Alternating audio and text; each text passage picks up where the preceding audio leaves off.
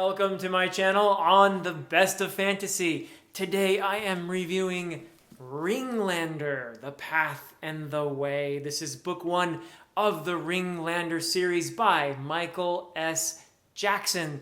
This review is going to be spoiler free, and it is also part of my effort to discuss self-published books. That is something that I've been trying to do a little more on the channel.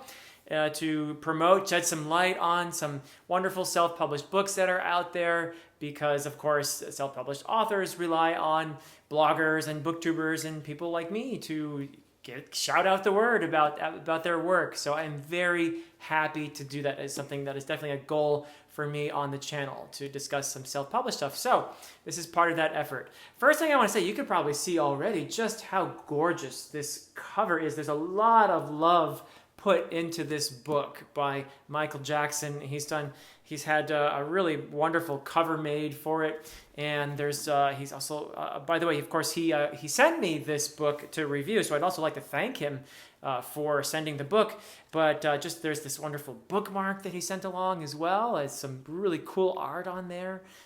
So just really impressed with the aesthetics of this, which is something that a lot of book lovers appreciate, is that love put into the presentation of the book. So the book opens just right in the middle of the action, which is definitely a signal for just what kind of book this is. And make no mistake, it is a modern fantasy. And there is a big emphasis on action and dialogue. And there are relatively short chapters that are sectioned off into pretty short sections to give you a lot of switches. So it makes it a very quick read with a very fast pace. In fact, I read this in essentially a couple days. So very quick read.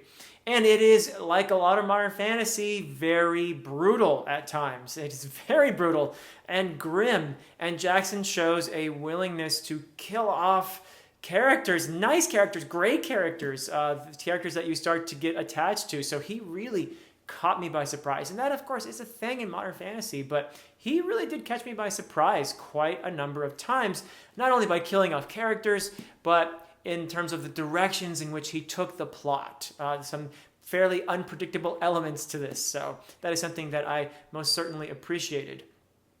And the POV switches that happened within chapters and between chapters also helped to really keep me on my toes. So very well done in respect to that. The main POV, though, the one that steals the show for me, is without a doubt Kira. I'm going to pronounce it Kira. It's Kyira. I was toying with pronouncing it Kyra, but I'm going to say Kira. Hopefully that's what Michael Jackson intended. If not, I'm sure I'll be corrected at some point. But we'll go with Kira. She steals the show for me. Wonderful character. In fact, she's the person on the cover here. That's Kira. And also on the bookmark that I showed you. So she's a fantastic character who absolutely has a central role in the story. I would describe her as possibly the main POV, although there are lots of others like Labe and Fia and Hassan, and even some baddies in there. And so we get a diversity of perspectives. But for me, Kira is the one whose sections I was always looking forward to reading. The very dynamic character.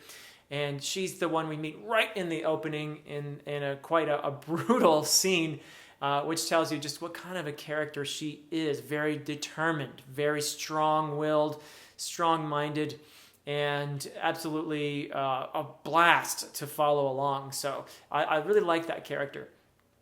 And she is involved in, there are three levels to this story, actually. So there is and this is all the way, by the way, this is all referenced on the back cover, so this is non-spoiler, but the first level of the story I would describe as the personal, as the familial. And it is primarily the story of Kira, who is seeking her missing brother. And there's a wonderful quote in the book on page 341 that kind of brings home this familial level of the story for me. I'm just going to read this little quote here because I think it wonderfully describes this aspect of the story, this quest for identity, this quest for family, for belonging. And so here it is. In the end, page 341, in the end, we cannot define ourselves. We look to those around us to see our reflections. And it is those who are closest to our hearts that give us the clearest picture. We are nothing without family.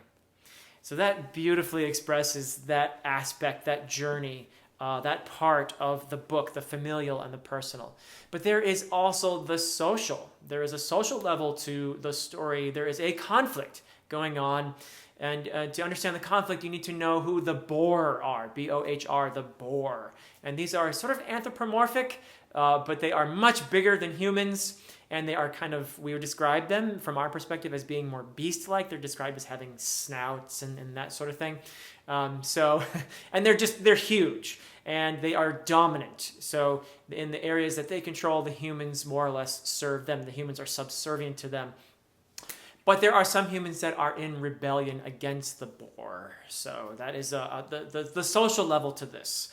That is sort of the backdrop that Kira's story takes place in. Her journey is amidst the dangers that are coming about as a result of this conflict. But then there's this other level as well, which makes the social level of danger and conflict seem almost